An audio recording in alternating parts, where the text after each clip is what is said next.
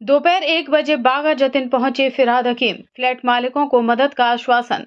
बागा जतीन में झुके हुए फ्लैट को लेकर विवाद जारी है। स्थिति का जायजा लेने के लिए गुरुवार दोपहर कोलकाता के मेयर फिरहाद हकीम घटनास्थल पर पहुंचे। उनके साथ स्थानीय काउंसलर और मेयर परिषद सदस्य मिताली बंदोपाध्याय भी मौजूद थी। घटनास्थल का निरीक्षण करते हुए फिरहाद ने बताया कि झुके हुए फ्लैट को उठाने के लिए गाड़ी उठाने वाले उपकरण का इस्तेमाल किया गया था, जिससे यह दुर्घटना हुई।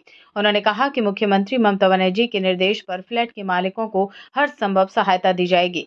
कोलकाता नगर निगम और पश्चिम बंगाल सरकार फ्लैट मालिकों के साथ खड़ी है। गुरुवार सुबह से झुके हुए फ्लैट को गिराने का काम फिर से शुरू कर दिया गया है। फ्लैट गिराने के लिए यादवपुर के इंजीनियरों की सलाह ली जा रही है। एक एक चरण में फ्लैट की मंजिलों को तोड़ा जा रहा है। इससे पहले फ्लैट के अंदर मौजूद सामान को निकाल लिया गया। मेयर ने यह भी कहा कि फ्लैट बनाने से पहले जमीन की जांच नहीं की गई और जलाशय को पाट कर निर्माण किया गया। इसके लिए हरियाणा की कंपनी को दोषी ठहराया। उन्होंने कहा कि पुराने समय में वाम सरकार के दौरान कोई प्लानिंग नहीं होती थी। इस फ्लैट का फाइल रिकॉर्ड भी अब तक नहीं मिला है। फिरहाद ने यह सुनिश्चित करने का निर्देश दिया है कि आसपास के लोगों को कोई परेशानी ना हो। साथ ही फ्लैट गिराने का काम को पूरी सुरक्षा के साथ किया जा रहा है। আমি যেহেতু গঙ্গাসাগরে ছিলাম, কাল রাত্রিরে ফিরেছি, তাই আজকে সকালে আমার বন্ধু এমএমআইসি এবং বিধায়ক যাদবপুরের দেবব্রত মহিলার সাথে কথা হলো। ওকে জানিয়ে আমি এখানে এসেছি। মিতালিও এখানে আছে, আমাদের এখানকার কাউন্সিলর।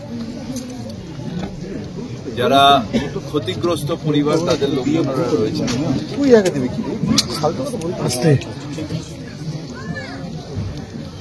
এটা একটা ইঞ্জিনিয়ারিং ফল্ট হয়েছে। পৌরসভাকে না জানিয়ে প্রমোটার সে নিজে পাকামি করে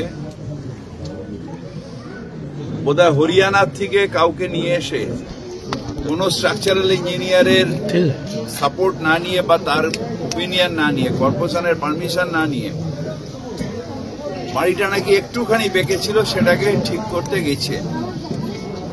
সেই করতে গিয়ে এত বড় একটা বিপর্যয়, যেখানে তারা রড কেটেছে, তারা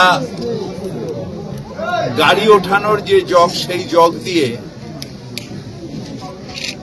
তুলতে গেছে এবং তুলতে গিয়ে একটা এত বড় বিপর্যয় হয়েছে। যারা ওখানে ফ্ল্যাট কিনেছিলেন তাদের আজকে সর্বহারা অবস্থা। এই ইলিগাল প্রমোটিং এ এইটাই সমস্যা, যে যখন কোনো বিপর্যয় হয় তখন যেহেতু ইন্স্যুরেন্সও থাকে না, কিচ্ছু থাকে না, তখন যারা কেনেন তাদের সর্বহারা হয়ে যান। এই ক্ষেত্রেও 2009 এই বাড়িটা হয়েছিল এবং ডেফিনেটলি এখনকার মতন তো আর অনলাইনে নয় বা এতে নয় যে জানা যাবে একটা হয়তো কোনো ফাইল হয়তো হয়নি। সেখানে এরা এরকম ভাবে বাড়িটা করেছে। এখানে একটা বাড়ি না, এরকম তখন এটার এখানকার বা যে কোনো কলোনি এলাকায় এটাই তখন চাল ছিল, মানে নিয়ম ছিল যে তারা নিজেরাই একটা কলোনি কমিটি বা কোঅপারেটিভ তাদের মাধ্যমেই এদের অ্যালটমেন্ট হতো এবং তারা নিজেদের মতন করে বাড়িটা করে নিত। পরবর্তীকালে এখানে প্রমোটার কালচার এলো এবং তাতে অনেক মানুষ যারা সত্যি সত্যি বাসস্থানের দরকার, তারা সেই প্রমোটারদের চক্করে পড়ে গিয়ে এইসব বাড়িগুলো কিনলেন। শুধু এখানে নয়, এখানে আপনার গার্ডেন রিচেও বিভিন্ন জায়গায় এটা হলো।